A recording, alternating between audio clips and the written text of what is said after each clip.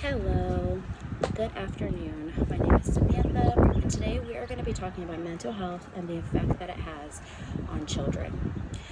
Imagine a child sitting in a classroom staring at their paper, and their mind is racing with worries that they can't put into words. They feel alone, they feel misunderstood, and they feel overwhelmed. Now, let's imagine that same child receiving the support that they need with someone who listens, understands, and helps them navigate their emotions. The difference is awareness and action. Today, we're going to talk about why mental health in children matters and what we can do to make that difference. Children's mental health is the foundation of their future, yet it's often overlooked until a crisis arises. By recognizing early signs, breaking the stigma, and building supportive environments, we can empower the next generation to thrive emotionally as well as academically. Did you know that 2.3 million students struggle with severe major depression? And of that amount, only 0.757% of students are identified as emotionally disturbed. I don't know about you, but that makes me so sad that those children are getting unrecognized, that something is going on, that no one knows those warning signs to help those children in need. Now, I want to tell you a story about a children in my personal classroom, and for today's purpose, we're going to call him Johnny. Little Johnny is 2.5 years old. His father has primary custody of him, and his mom can only visit him when he is in our care at the daycare. And his father is also active duty military. From the little bit of background that I'm allowed to know about little Johnny, his mother suffers from some mental health issues that she's had from the onset of Johnny's birth, and she still struggles with to this day. Now, it is very apparent that little Johnny is showing signs of severe trauma, as well as some other developmental concerns that I've noticed since the first day he has entered my classroom last June. I've done just about everything I can to advocate to the people in my daycare that I need to advocate to the people above me. And no one seems to want to hear me.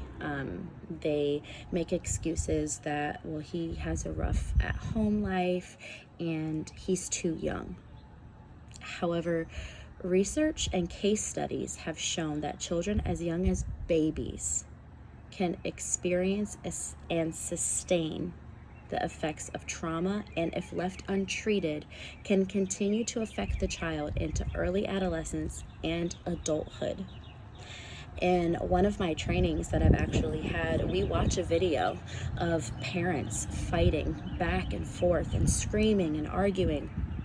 And they show the children, when the little girl may be 8 or 9, and the son, the toddler, 2 or 3, but yet the 6-month-old baby in the crib that's not even in the same room as the fighting is actually the one that comes out with the most trauma when it's all said and done. So our children are hearing, and they obtain that trauma even as a young age.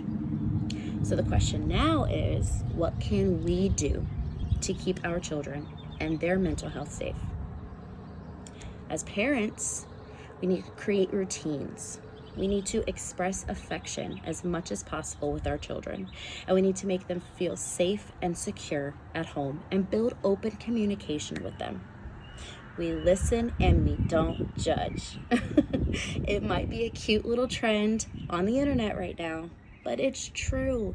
We need to let children know that they can talk to us without judgment, and we're here to validate their feelings, not try to fix everything.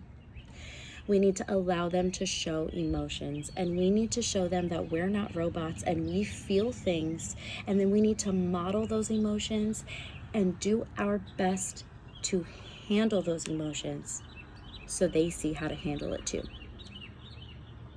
Now, in the school system, we need to normalize the fact that mental health is not mental health. It is a real thing. It is legitimate, and it can affect anyone at any age. We need our staff and our teachers to be trained. They need to have social and emotional trainings. They need to learn about regulation and deregulation and codependency and regulation and all of the things that they need to have the warning signs and how to be compassionate, and they need to be knowledgeable about what resources are available for the children and their parents and their families. So remember, it's okay to feel sad, scared, and confused sometimes. Everyone does. What matters most is knowing that you're not alone. There are people who care about you, who want to listen, and who want to help. You are strong, you are important, and your feelings matter. So be kind to your mind, talk to someone when you need to, and never be afraid to ask for help.